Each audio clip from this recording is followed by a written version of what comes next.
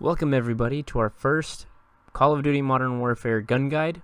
Today we are doing the Dragunov sniper rifle, and we're going to be going over the strengths and weaknesses of this. It's a very interesting gun to have in the sniper rifle category, and I would say it's my favorite, to be honest. I had so much fun using this gun, and I still do. I recently got gold for it, along with 4 other guns, because I have no life. But I digress. So the Dragunov, what makes the Dragunov a powerful sniper rifle compared to the HDR and the AX50 is the fact that this rifle has a really good follow-up shot. So for the Dragunov, it's a one-hit kill from the shoulders up, or the upper chest to the head. That's a one-shot kill. Anything lower, or the limbs, is a 2-shot kill.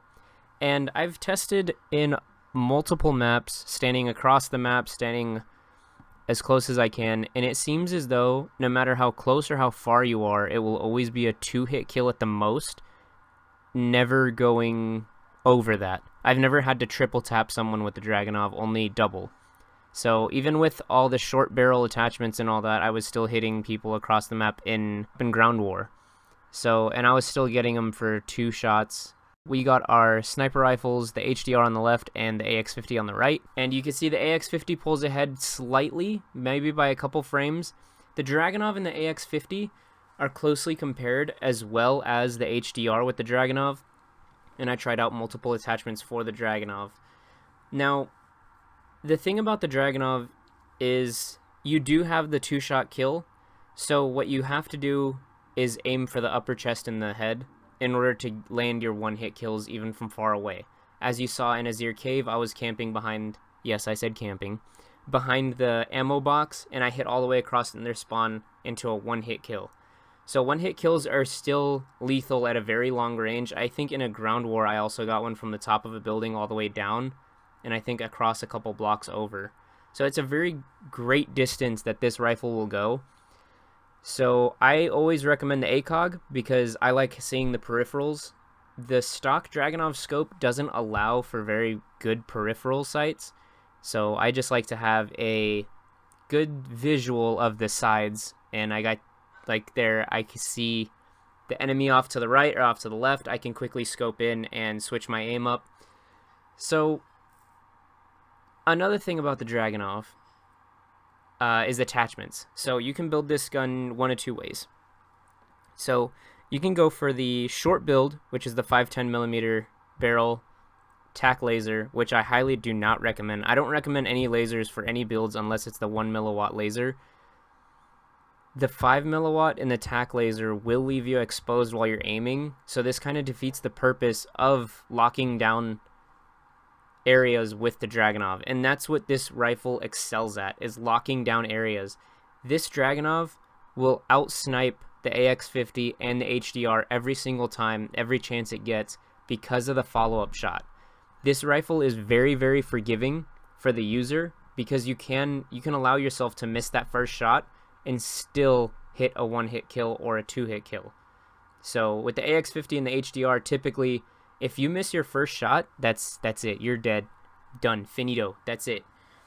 With the Dragunov, you miss that first shot, you have maybe half a second or like milliseconds before the rifle rechambers back down into the sights and you can get that second shot. Or you can compensate and spam fire, which happens a lot, so I do that sometimes. I mean, it's no crime.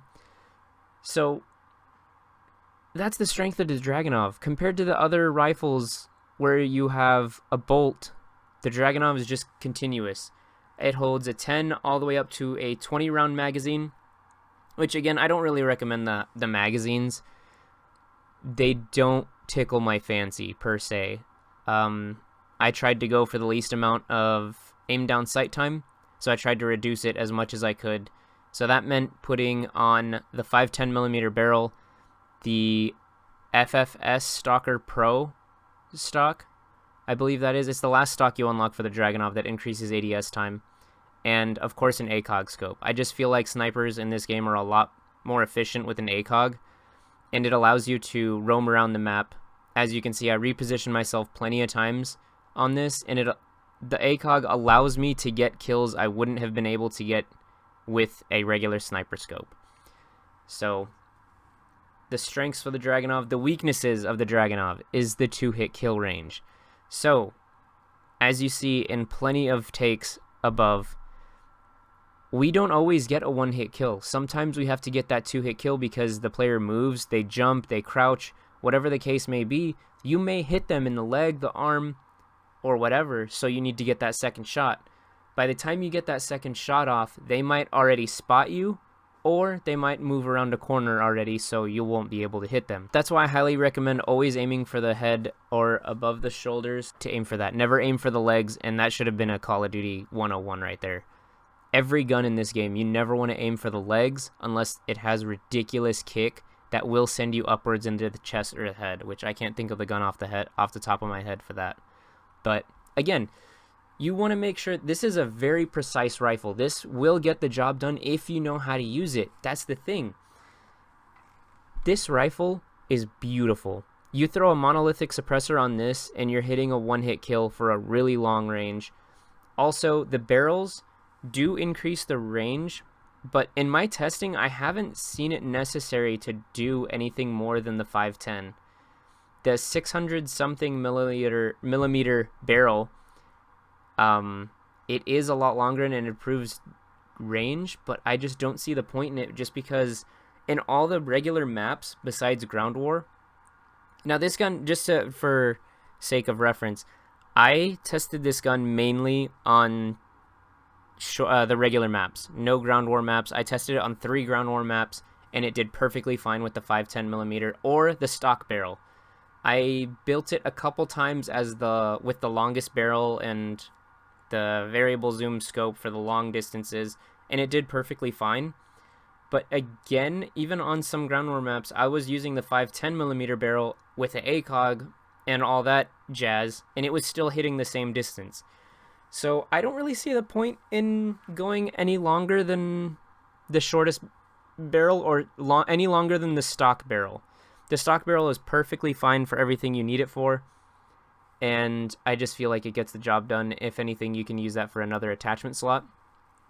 The attachment slots that are a must for me is the stock. The stock is always a must. The last stock you unlock for this, which I believe is the FFS Pro, or the FFS Stalker Pro, increases ADS time, and then you want to get the 510mm barrel, which is one of the first unlocks you get. It's the first barrel you unlock for this gun. So I highly, highly recommend having that on your gun with the Scout Combat optic, because I measured all the 3 times and the 3.25 and the 3.50. All those scopes seem to scope in at the same time, if not half a frame off. I did so much testing on the frames, on like the scope in times and everything, and I did not see a visual difference between that. I was kind of judging it on when I saw the red dot, because once you see the red dot, that means you're on site. That's it. I didn't wait until the whole thing was clear. So as you can see above, I use the Dragunov in a lot of small or short range maps, and it's, again, the strength of this rifle is purely to lock down corners and lock down hallways or lanes. Most Call of Duty maps are 3-lane maps, meaning you have a left, middle, and right. So if you post it up on the right with the Dragunov, you have the advantage because of the damage of this rifle. Especially when you mount it, your accuracy goes up a lot. So you're able to snapshot, as I do many times in the film. You can snapshot from far away with this rifle, and it's deadly no matter what. There is no team deathmatch map or regular map that I've encountered where the Dragunov has to be a 3-hit kill or even a 2-hit kill all the way in a far distance. It's always a 2-hit kill, no matter what. That is the most you'll ever have to shoot this gun. And That's the biggest thing about it. I feel like this rifle should have been a marksman rifle rather than a sniper rifle. I just don't understand how the Kar 98K is considered a marksman rifle, but the Dragunov isn't. Like, the Dragunov is the semi-automatic rifle in a sniper rifle category with nothing but bolt action, but the Kar 98 is the only bolt action in the marksman rifles. It just seems like Infinity Ward got that kind of mixed up. It's just confusing, but nonetheless, we still have a great sniper here. Dragunov is highly recommended by me. I got gold with it, so I feel like I have a point to say that it is a good gun. It was not hard getting gold for this. It's just some of the camo challenges were a bit more difficult, like the reloading aspect. So get a kill after you reload. That's probably the most painstaking one because you actively have to wait to reload your mag. But other than that, hope you guys start using the Dragunov a little more. Now, that was our very first Call of Duty gun guide. There will be more, but we just have to figure out what guns we're going to do and all that. So down in the comments, let me know what guns you guys want to see next. I already got 4 gold, like I said, Dragunov being one of them, FAMAS, FAL, and one of the other ones. I'm not sure which one.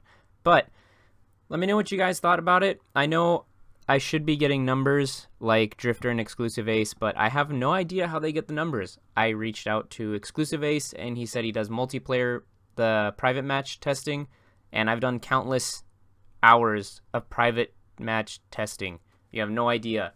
And all I can figure out was the shot. That's it. It's just 2 shots, 1 shot. Is it 3? Is it 5? I don't know. So that's what I'm working with. I'm trying to get those numbers for you guys. If I do get those numbers, I will be updating this video just to reflect the numbers for you. So hope you guys enjoyed. Let me know what you guys thought in the comments. Peace.